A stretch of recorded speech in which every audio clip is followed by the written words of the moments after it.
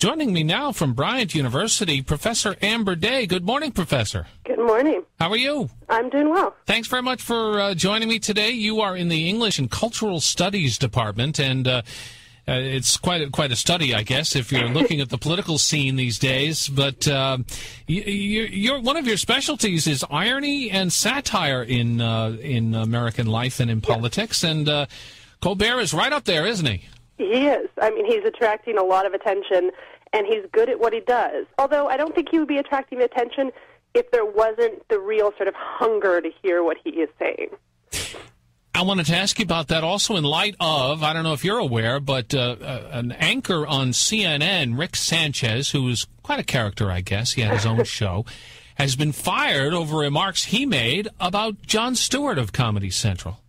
Oh. I actually didn't hear about the firing. Yeah, it happened late yesterday, or, I think on CNN they said he's no longer employed with us. But, right. Hey, he called Stewart a bigot and made contentious remarks about Jews in the media. Right. So these parodists, I guess you'd call them, Stewart is a satirist and right. Colbert is a parodist, are really having an impact, I think, on the mainstream media. Well, absolutely. And I think it is to your peril to assume that they are just entertainers and have no power. And it's a power, that's not to say that every satirist in history has had this great power. It's that they are making a critique right now that nobody else is making, in that they're taking a step back and sort of poking holes in the spectacle that surrounds public debate and political discourse. And it's something that nobody else is saying and that a lot of people actually want to hear, which is why they've gained so much attention and so much notoriety. And they are also really demonstrating what the flaws are in the mainstream political debate right now. Does this go more, do you think, toward the political discourse and the lack of humor in it, or do you think it's that, you say there's a hunger for the kind of satire that these fellas at least are practicing and that others are? I mean, where does that fit into our public life? Well, there is a widespread feeling, I think, from all points on the political spectrum that there's something broken in political debate.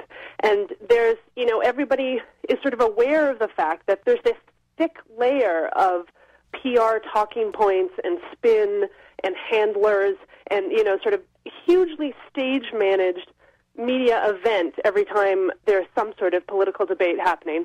And, Stewart and Colbert are actually taking a step back, not to do investigative reporting exactly, but a form of it, a form of sort of doing investigative reporting on the media, right? And calling people out and actually doing the work of saying that the statement that this person is making is actually totally contradictory to the statement they're making last week, that nobody else is pointing out. And also demonstrating the way in which there's this sort of group think in the mainstream media, that people are afraid to really pick apart the talking points from either side, right? And that we just get those talking points repeated over and over and over again, rather than having any real substantive head-to-head discussion or going anywhere where we could come to a consensus, right? It's just the sort of shouting back and forth. It's 7:45. I'm speaking with Professor Amber Day at Bryant University. We only have about a minute left, but are there any politicians, do you think, that are especially prone to this kind of treatment? Well, you mean that they're either good, satire or parody, or... Well, I mean, Letterman had great success every night with George Bush, didn't he? He did, although I would say that that's not exactly satire. I'd say that was more political humor, and I don't mean to nitpick, but I think when we go after personalities and, so-and-so is so dumb, or Bill Clinton likes to eat hamburgers a lot, or whatever that is, that's more going after the flaws of public figures, and it's not that dangerous. It may be dangerous to that one person's image, but the more dangerous satire is the stuff that really attacks policy and the kind of substantive debate. That's where Colbert and Stewart are doing something a little different than the standard kind of late-night humor. Boy, Amber Day, we got to have you back. I'd love to. This was great, and I feel like we're just scratching the surface. But boy, we have an election coming up, so we'll need to tap your expertise. Sounds good. Sounds good. Thank you so much. I appreciate you joining me. Thanks for having me. All right, Amber Day at Bryant University on satire and irony in politics. Our WPRO News Time 7:46 on the WPRO Saturday Morning News.